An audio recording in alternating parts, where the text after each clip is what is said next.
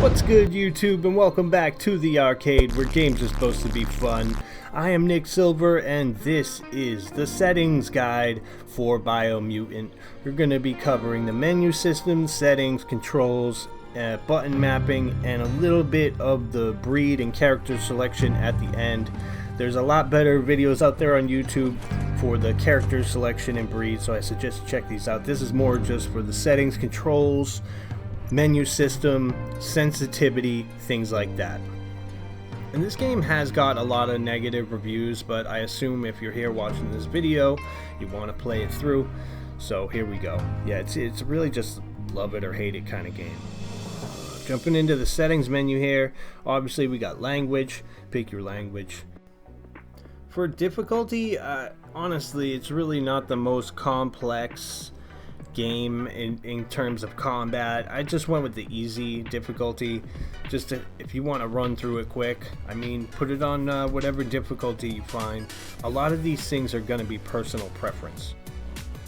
Although it says auto advanced dialogues and I have that off, I actually did change that to on, because the dialogues are incredibly long, incredibly meaningless, and spoken in gibberish. So real quick, the scale of the HUD, that's going to be the size of the things that are shown on the HUD.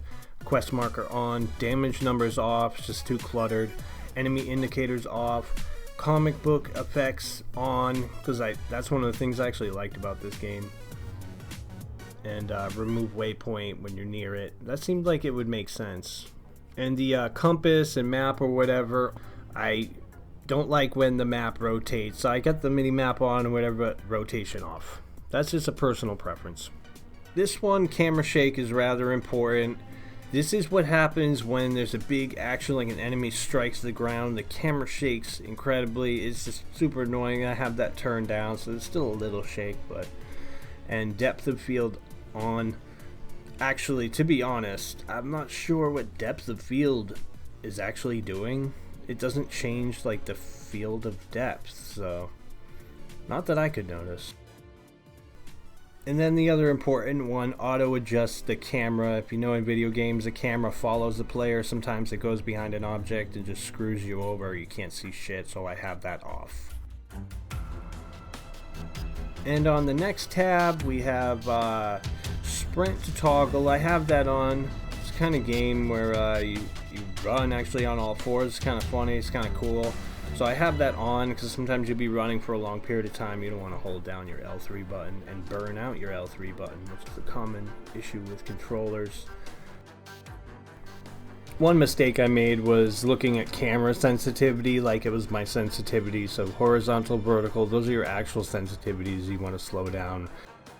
And if you wanted to invert, there's the invert option, smoothing. Another thing I couldn't find an option for that actually might be a lot more useful in PC or PS5.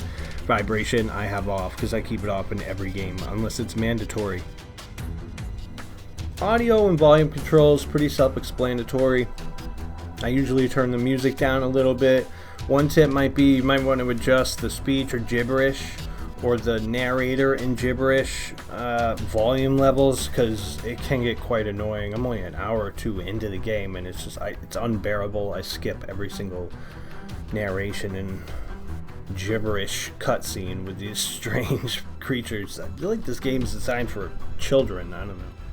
Feels kind of like a Banjo-Kazooie meets Ratchet and Clank, but just less story driven. I don't know, a studio of 25 people, what are you gonna do? Another pretty self-explanatory tab, your brightness, I control that on my monitor. And sharpening amount, another thing that doesn't seem to matter. The graphics on the PS4 or last gen consoles is atrocious. I guess heads just morphing, I don't know, it's part of the mutation, but sharpening probably help on PC or PS5, next gen consoles, Xbox Series X, what have you. Now, one of the big things, the cool features of this game that I love, custom mapping, being able to map your buttons to whatever when you play a game and L1 is run, I mean, What was this, made in 1999? Get the out of here. I just love a game where you can map the buttons where you want them. You can get a few different controllers on the market that you can do the same, so you can do that in any game. Totally customizable. Map your buttons however you see fit. There are, as you go through the game, you map new things onto your buttons, and there are some limitations, so keep that in mind. And the final tab, accessibility. You got gameplay, I believe autocompletes for things where you gotta spam the button. I just have autocomplete on that. It's off, but I actually turned it on later. Auto advance, obviously you should have that on too, unless you really want to participate in the dialogue and make decisions that really don't affect the outcome of the game as far as I can see. And then a whole bunch of subtitle options, different size subtitles, etc.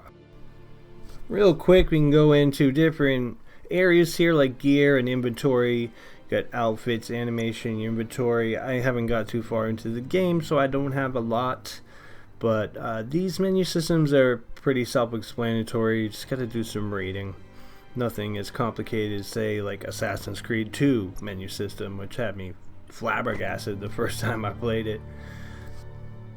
And so I did say I was going to show you a little bit of the character selection and breed, class selection. You can't change breed and you can't change class. Encode your DNA. There's a few tips I can tell you, advice from the mistakes I made, but there's some way better videos on YouTube, so I suggest you go check those out, just in depth on the breeds and character selection and class and how to align and make really good combos with those things. As far as breeds, I went with Primal. It seemed like the most versatile, and the one thing I'll tell you is to not... I made my character, I wanted it to be super fast, have agility and intellect. I would kind of lean more into the middle and get a good roundabout of everything, and strength, so you can easily just wipe through enemies. I don't want to be like battling each of these sets of enemies for like 10-20 minutes at a time. I want to just wipe them out quicker. So I would, if I could choose again, I'd go more towards strength, but I'm sure you can level that up as you play the game anyway. I do love the base of this game where like it has the setups to be a really great RPG. Define your genetic structure. I just would have went more in like the Witcher direction, and just wish it was a bigger studio, you know, so have a really big budget and just really crush it. It seems just kind of slapped together, but a lot of cool things that don't mesh well together. Choose a genetic resilience. But I am excited to play it through. I'm excited to see if the developers, you know, patch some things, maybe make some adjustments. I don't see why with games like Fortnite or whatever, where they can constantly update and adjust and change things, why they couldn't do the same thing with a game like this. Some reworking, some revamping, and maybe some refunding. Just kidding. Choose your first style. Very cool visually. Choose your colors, choose your head size, choose all these funny things, and really cool upgrades throughout the game. Overall, it's going to be really cool. I think it's fun. It's a cool game. It's just the dialogue. Pick your main class. Drives me crazy. Just going to skip through it, and that gets kind of annoying. Here's your class setups. Pick a class. Each got its kind of different attribute. Deadeye. Commander. The magic one here looks kind of cool. Cypher. I think I ended up going with the dual wield class. Saboteur. But honestly, they should make it so you could change between these throughout the game. If they're encouraging you to play multiple playthroughs, I just don't see it happening. Sounds good. One playthrough does sound good, and I hope this video helped you guys out. If you have any questions, leave them in the comments. We are small but strong. Where games are supposed to be fun, but since we're small, I can actually get back to you guys in the comments usually. And the settings guide is the direction we're going to be steering this ship. If you enjoyed this, found it helpful, leave a like. If you didn't, leave a dislike. Subscribe for more content, and we promise not to jam up your subscription feed. Gotcha, bitch!